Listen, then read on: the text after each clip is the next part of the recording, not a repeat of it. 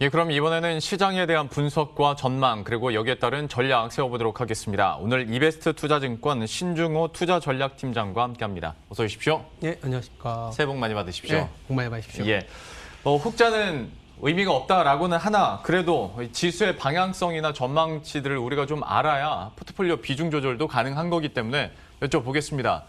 지금 이제 3,050까지 찍은 네. 상황이고 네. 참 그러니까 현장에서 분석하시는 분들도 쉽지는 않을 것 같습니다. 유동성 때문에 이렇게 올라간다면 네. 어디까지 올라갈지 네. 좀 어떻게 전망을 하고 계십니까?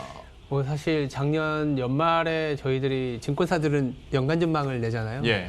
그때 봤었던 레벨보다 거의 한 300포인트, 400포인트가 더 올라온 상황이에요. 네. 그래서 결론적으로 지수만 놓고 보면 틀렸냐면 틀렸을 수도 있는데 단순하게 비교해 보면 지금은 펀더멘털과 수급, 그러니까 유동성의 어떤 힘에서는 펀더멘털보다는 유동성이 좀 더 강한 흐름을 네. 갖고 가는 건 맞는 것 같고, 가격이라는 게 들어놓고 보면 펀더멘털을 반영한다고 하지만 그 속도 면에서는 다소 좀 차이가 있을 수 있거든요. 그러면 단도직입적으로 지금은 좀 속도가 빠른 것 같냐, 적정한 것 같냐 하면 사실 좀 빠른 것 같다라는 얘기는 좀 드리고 있습니다. 그렇지만 이제 저희들이 그래도 최근에 유동성이나 뭐 여러 가지 달러 하락이나 뭐 외부 환경이 워낙 좋다 보니까 지수의 상단을 그래도 좀 어느 정도 합리적으로 좀 도출해 보자라고 해보면 그래도 한 3,200선까지는 좀 열어놓을 수는 있겠다라는 예. 얘기는 드리고 있는데요. 뭐 이마저도 사실 틀릴 수도 있어요. 작년에는 어떻게 보면 2,000이면 하락이 뭐 끝날 거다라는 얘기 했는데 1,400까지 갔었거든요. 네. 그만큼 다이나믹한 주식시장이다 보니까 3,200까지 열었지만 또 그 이상 올라갈 수도 있고 때로는 뭐 뜻하지 않게 최근에 워낙 수급적으로 올렸던 종목들이 많고 그런 기대치가 높다 보니까 실적이나 뜻하지 않은 악재가 나오면 또 생각보다 심한 변동성이 나타날 가능성도 지금은 좀 높다고 볼 수 있습니다. 역시 뭐 변수들이 어떻게 작용하느냐에 따라서 변동폭이 커질 수는 있겠으나 현재 시점에서는 추가적인 상승 가능성도 있다. 3,200에서 또 3,300까지 전반적으로 상향 조정되고 있는 분위기인데요.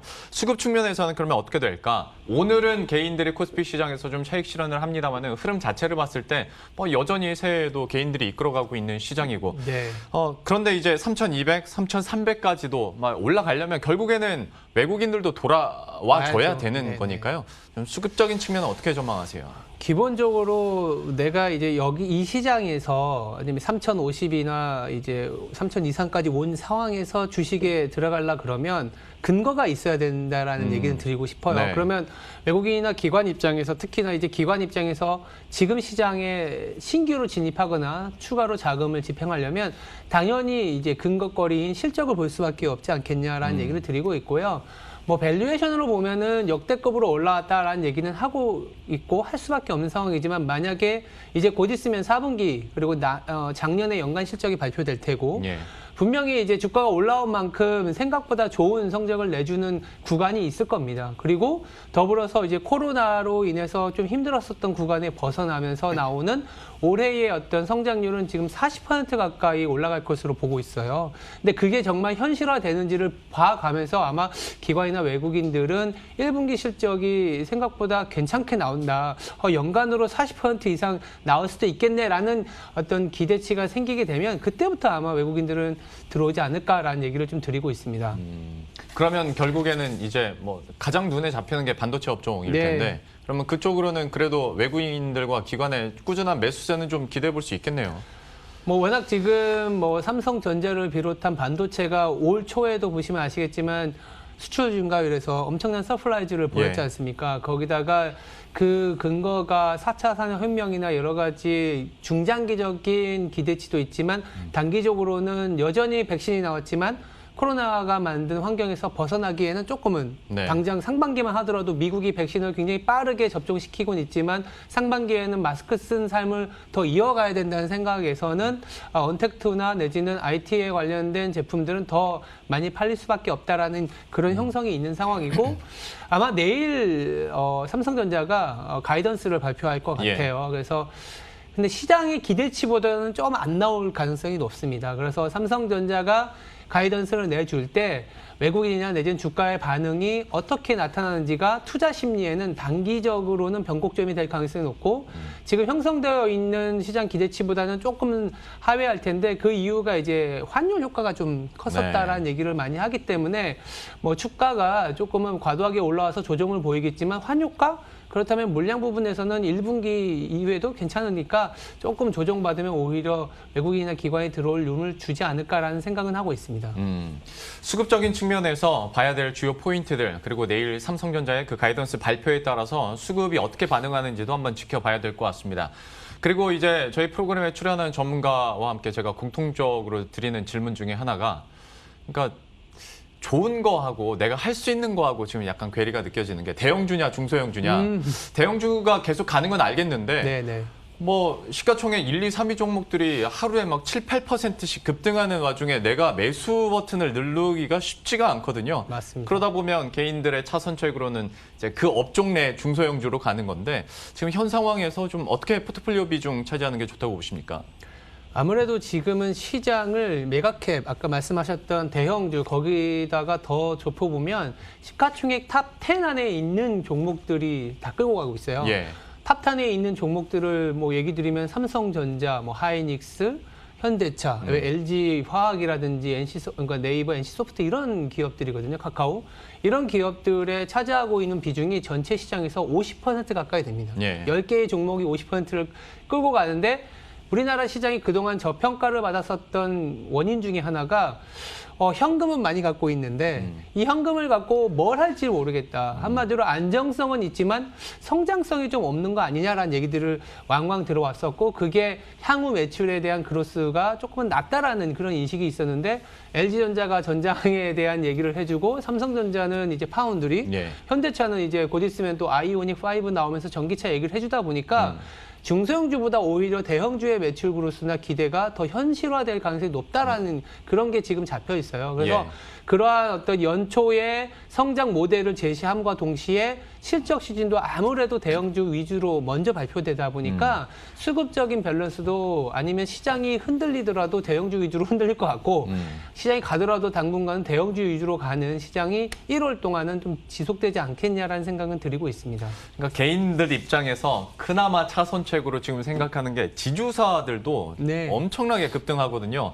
내가 직접적으로 삼성전자나 뭐 SK 하이닉스 못 사니까 SK 지주사가 막 급등을 하고 있는데 네. 여전히 초점은 이런 대형주 네. 쪽으로 맞추는 게 낫다라고 얘기를 해주셨고 시장 흐름 자체가 그러니까요. 좀 이 부분은 어느 정도의 용기도 좀 필요한 시점인 것 같습니다.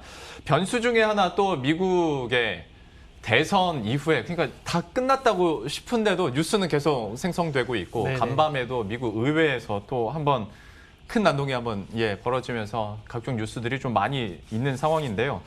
한때는 가장 글쎄요 시장에서 최상의 시나리오로 꼽혔었던 블루웨이브가 지금으로서는 또 하나의 변수로 얘기가 되고 있거든요. 네네. 좀 어느 정도로 보십니까? 지금 이제 뭐 앵커분하고 이제 말씀을 나누면서 지금 시장이 분위기가 좋다라는 얘기는 드리고는 있는 건 맞고요. 예. 저희들도 1분기에 수익을 굉장히 많이 내서 연간으로 지켜나가자는 얘기를 드리고는 있는 상황인데 그 이유 중에 하나가 이제 미국의 대선이나 그 이후에 정책적인 변화 가능성 때문에 말씀을 드리고 있어요. 지금 실질적으로 민주당에서 상원을 장악하면서 대통령, 민주당, 거기다가 하원까지 이제 블루웨이브가 현실화되어 있고 예. 블루웨이브에 대한 이제 시장의 평가는 좋게 해석했을 때는 재정 지출이 굉장히 빨라지면서 미국의 성장률을 끌어올릴 것이다. 경기의 회복세를 굉장히 강하게 갖고 갈 것이다라는 생각을 갖고 갈 수 있는데 문제는 뭐냐면 그 성장에 대한 기대는 이미 반영했고 어쩌면 그동안 반영하지 않았던 변수들이 이제 1분기 이후에는 나타날 가능성이 높다. 어떤 부분이냐? 재정 지출이 빨라지면 경기가 빨라질 거야. 그럼 연준이 더 이상 도움을 줄 필요가 없는데 라는 얘기를 할 수밖에 없을 것 같아요. 예. 시장에서 가장 두려워하는 거는 연준의 소위 말하는 살포, 그러니까 좀 그 시장의 마켓 메이커로서의 역할이 좀 빠지는 걸 두려워하는데 그렇죠. 조금씩 나타나고는 있어요. 어제 FOMC 의사록이 나왔는데 우리가 좀 과거를 돌이켜보시면 테이퍼링이라는 그러니까 2013년에 예. 미국채가 급등하면서 시장을 다 죽여버렸었던 그런 사이클도 있었는데 그 단어가 들어왔었기 때문에 당장은 이제 1월 20일에 바이든이 공식으로 취임을 하면서 재정 지출과 블루웨이브 효과가 나타나긴 하겠지만 이게 이제 결국은 연준으로 하여금 좀 생각을 복잡하게 하는 게 2분기부터 나타날 상황이라서 1분기가 상승이 좀 지속이 되면 어쩌면 2분기부터는 조금은 리스크 관리를 해야겠다라는 생각을 갖고 시장을 좀 임하는 게 낫지 않겠냐라는 얘기는 드리고 있습니다. 어떤 리스크 관리 차원에서 연준의 스탠스가 어떻게 변화할지도 계속 면밀히 지켜봐야 될 것 같고요. 또 하나의 변수이자 계속 지속되고 있는 이슈 중에 하나가 역시 약달러인데요. 달러 약세를 올해도 이어질 것이라고 전망하는 전문가들이 거의 대다수라고 네, 봐도 될 것 맞아요. 같은데 네, 좀 네. 어떻게 영향력 보십니까? 지금 미국의 재정 지출로 물리적으로 달러가 나와야 되는 게 꽤 많아요. 네. 지금 연준의 계좌에 한 1.7조 달러 이상 소위 말해서 파킹 지금 예치되어 있기 때문에 이 바이든의 행정부가 본격적으로 재정 지출을 하게 되면 이 물량이 시장에 풀려나갈 수밖에 없고 그러면 달러는 약세로 갈 수밖에 없다라는 게 중론입니다. 근데 이미 알고 있어요. 그래서 달러가 지금 90포인트를 깨고 한 80 후반대에서 형성이 되고 있는데 저희들은 이게 1분기에는 언더슈팅, 즉 85포인트까지도 갈 수는 있다라고 보고 있습니다. 다만 이렇게 달러화가 하락세를 보이고 거기다가 미국의 재정 지출이 이루어진다라는 얘기 자체는 2분기부터는 오히려 전 세계에서 성장률이 가장 빠른 국가가 미국일 수 있어요. 일시적이나마. 작년에 D20나 중국 대비해서 성장률이 소위 말해서 굉장히 많이 빠르게 무너지다 보니까 달러도 하락을 했었고 연준이 돈을 풀었었는데 이제는 2분기부터는 미국의 성장률이 올라온다라는 거죠. 그러면 이미 달러화 약세에 대한 베팅이 굉장히 많이 된 상황이기 되면 역으로 달러화가 더 약해지기보다는 85에서 90으로의 반등이 나올 가능성이 높다. 그랬을 때는 원화도 지금 굉장히 가파르게 강세를 보였잖아요. 예. 한 50원 정도의 레벨은 보이지만 원화 자체도 작년처럼 굉장히 강한 모습을 보이기보다는 좋게 보면 안정권, 나쁘게 보면 좀 약세로 갈 가능성도 조금 저희들은 생각하고 있다. 이렇게 말씀을 드릴 수 있을 것 같아요. 여전히 근데 레인지는 좀 낮게 잡을 수밖에는 그쵸? 없는 네. 상황이겠네요. 그 1분기가 굉장히 모멘텀이 강하고 거기다가 유동성도 한국 시장에는 그 어느 때보다도 풍부히 들어오고 네. 있기 때문에 웬만한 악재는 흔들리진 않을 가능성이 높습니다. 다만 1분기 이후에 2분기부터 미국의 1분기 GDP가 나오는 그때부터가 좀 저희는 고민이지 않겠냐라는 얘기는 드리는 거예요. 그러면 이것도 한번 여쭤볼게요. 그 변이 바이러스 있지 않습니까? 네. 이게 얼마나 영향을 줄까? 왜냐하면 저도 참 반성하는 게 처음에 코로나19 터졌을 때 중국에서 터졌다고 뉴스 받았을 때 저는 그냥 받아들이기로 그냥 아프리카 돼지열병 정도로 처음에 네. 받아들였었거든요. 네, 이렇게 네. 심각해질 줄은 몰랐는데 하다 보니까 변이 바이러스도 이거 진짜 심각하게 생각해야 되나 싶습니다. 어떻게 보세요? 당연히 변이 바이러스가 기존에 지금 현재 모더나라든지 화이자라든지 여러 가지 백신이 이제 개발되면서 드디어 코로나의 환경에서 벗어난다라는 기대가 있었는데 만약 변이 바이러스가 그 백신으로도 통제가 되지 않는다 그러면 우리가 예상치 못한 또 다른 이제 블랙스완이 될 수밖에 없다라는 생각은 하고 있습니다. 다만 이제 저도 의학적인 전문 지식은 그렇게 크진 않다 보니까 뉴스 플로우로 보면은 변이 바이러스도 이제 백신을 통해서 어느 정도 통제는 되고 있다라는 얘기가 나와서 크게 걱정은 하진 않은 상황이고 다만 이런 건 있어요. 백신이 갖고 가는 차별화라는 부분은 또 다시 올해 내내 나타날 수 있다. 어떤 얘기냐?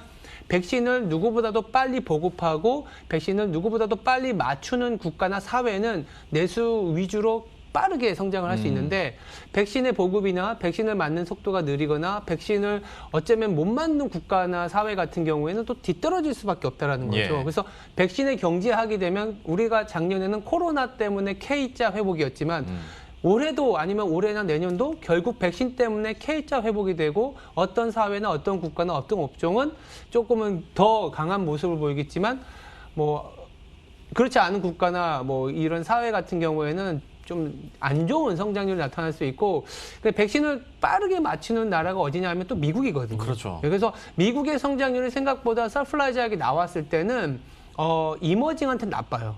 무슨 얘기냐면 이머징이 뭐 미국이 좋아지면 이머징은 좋아지는 거 아니냐라고는 하겠지만 미국이 그 돈을 다시 끌어들일 가능성이 높거든요. 예. 그러면 수익률 측면에서는 미국이 어떤 끌어들이면서 아이러니하게도 이머징이 조금은 안 좋을 가능성이 내포돼 있다. 백신이 보급되면 보급될수록 이렇게 저희는 말씀을 드리고 있습니다. 예. 참 지금 시장에 대한 흐름들을 파악하면서 우리 포트폴리오 전략은 어떻게 짜야 될지, 그리고 또 마지막으로 시장의 변수가 될 것들은 무엇이 있는지 하나하나 이렇게 따져봤으니까요. 여러분들도 좀 긴장은 놓지 마시되 또 상승하는 시장에서 최대한 좀 활용을 잘 하셨으면 좋겠습니다. 오늘 이베스트 투자증권 신중호 투자전략팀장과 함께했습니다. 오늘 말씀 고맙습니다. 네, 감사합니다. 예, 그럼 저희도 여기서 인사드리도록 하겠습니다. 오늘도 끝까지 대응 잘 하시고요. 저희들은 내일 이 시간에 또 새로운 전략과 종목들 들고 다시 찾아뵙도록 하겠습니다. 시청해주신 여러분 고맙습니다.